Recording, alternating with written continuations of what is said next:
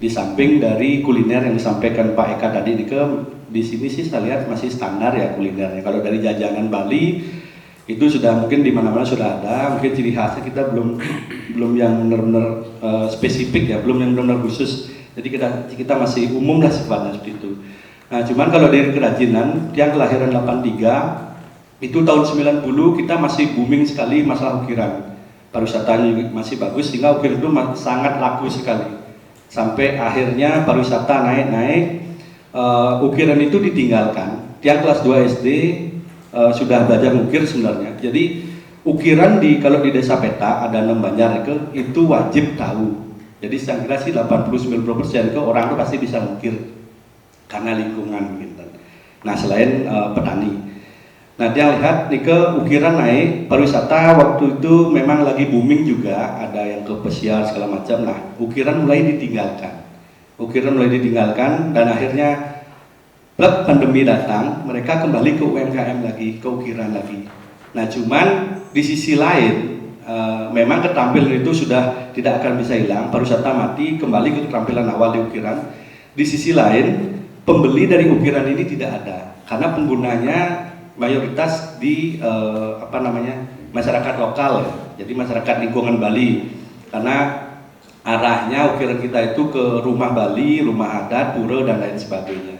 Jadi otomatis pembeli pariwisata mati, pembeli ukiran Bali itu juga menurun. Nah, sekarang bingung nih, ukiran juga nggak terlalu jalan. Kalau dulu misalnya lambang nih 1 meter bisa dikerjakan dengan harga 1,2 juta ongkos ukirnya. Sekarang 600.000 itu sudah menggarang gitu.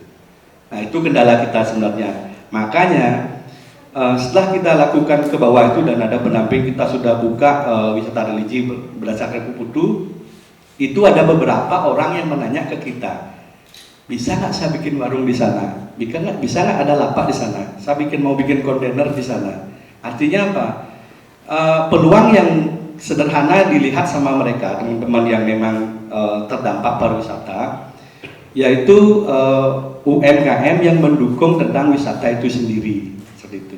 Jadi Tiang selaku pelaku wisata, penggerak wisata, penggerak relawan wisata Kiring Madang Kajo, itu sebenarnya ada rencana di area Pura Gunung Merto itu ada lahan yang ya plus minus 6 are ya memanjang, itu saya sudah ada rencana, dan itu tidak produktif sama sekali.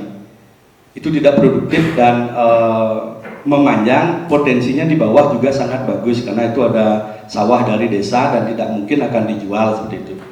Itu akan kita garap nanti karena harga sewanya itu sekarang disewa, rumputnya disewa oleh petani itu seharga 250.000 per panen. Per panen itu kalau di sini 4 bulan, jadi sangat murah sekali. Nah, itu bisa kita garap nanti, angkat juga potensinya untuk lapak-lapak dan berkoordinasi kolaborasi dengan Buddha. Di sini kita punya Tiang belum juga di pengurus di Buddha, Bagai Usaha Perturuan Desa Adat ya. Di sana kita sudah mengangkat air bersih dan lumayan kita mendapat keuntungan sekarang ke Desa Adat sekitar hampir 50 jutaan. Dan itu bisa kita manfaatkan untuk mensupport dari air bersih dan listrik serta wifi yang akan kita kembangkan di sana itu. Nah, itu mungkin ya untuk UMKM-nya dulu. Yang kedua untuk desa wisata. Kalau desa wisata potensi yang bagus di situ ya ada dua yang menurut ya. Itu alam sama budaya. Kalau alam itu memang di sini kita ada hampir mirip dengan Tegalalang ya. Kita ada teraserinya, sawah, ada dukatnya, ada tegalan seperti itu. Nah, itu akan kita garap nanti. Kebetulan juga di sini potensinya juga sangat bagus sekali dan sudah menjadi bagian dari program dari Bu Putu dan Bu Ningrum di sini. Nah, di alam ini juga ada berkait dengan agrowisata gitu. Nah, untuk budayanya, yang kebetulan juga di desa selaku ada teknis. Dulu kami sudah sempat rapat dengan Pekaseh Desa Peta ya. Di sini di Desa Peta kita ada 7 Pekaseh sebenarnya. Kita sudah rapat dan di desa wisata ini ada yang berkait dengan alam itu ada 2 apa namanya, ada tiga item: wisata religi, wisata trekking, sama wisata cycling. Itu yang berkaitan dengan alam. Nah, salah satunya cycling ini kita akan kolaborasi sesuai dengan yang saya sampaikan tadi, itu sudah berkoordinasi dengan 7 Pekaseh. Kita akan collab jalan usaha taninya itu menjadi jalur cycling. Jadi jalan usaha tani itu kita akan omongkan sama Pak Sekdes juga, Pak Kades juga nanti, dan itu dulu sempat kita sudah setujui, cuman dari anggaran itu kita belum memenuhi Pak Sekdes ya. Belum cukup ya, sehingga itu sekarang masih mangkrak, Kenten. Padahal itu jalurnya sudah kita bikinkan rencananya, sehingga dari Pokdarwis sendiri tidak perlu mengeluarkan uang banyak. Jadi dari desa perencanaan jalan usaha tani itu digerakkan. Yang pertama, petani itu bagus irigasinya, terus akses menuju sawahnya juga enak, dan di sisi lain cycling yang bersepeda itu tinggal masuk aja.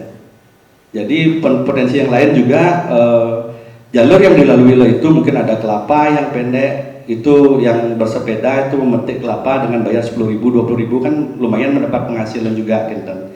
Nah, itu yang kita sudah rencanakan. Kalau di wisata religinya kebetulan juga dari potensinya kita sudah sangat bagus sekali. Di bawah Ibu Putu juga sempat turun, walaupun cuma jalurnya setengah ya, jalur ke utara sampai di Bulu Saron, dan itu memang masih sangat terjal sekali, Ibu Putu. Masih sangat terjal seperti yang saya sampaikan sebelumnya. Itu kita perlu kegiatan dari pemuda lagi dan adat, dan kebetulan juga dulu sudah sempat saya sampaikan di adat mau mendukung. Kita cuma penataan jalan batu yang ada di tengah itu kita geser ke pinggir, sehingga jalur trekking itu memang masih alami seperti itu. Itu yang akan kita lakukan. Nah, berkaitan dengan jalur yang ke selatan, sebenarnya ada 2 jalur. Jalur yang selatan sampai di Pura Mas Jeti, sebenarnya itu potensi juga banyak. Di sana ada air terjun, ada hujan gerigis, ada bulaan, ada goa juga di sana seperti itu. Nah, mungkin itu ya, itu yang sempat yang bisa saya sampaikan dalam kesempatan ini dulu.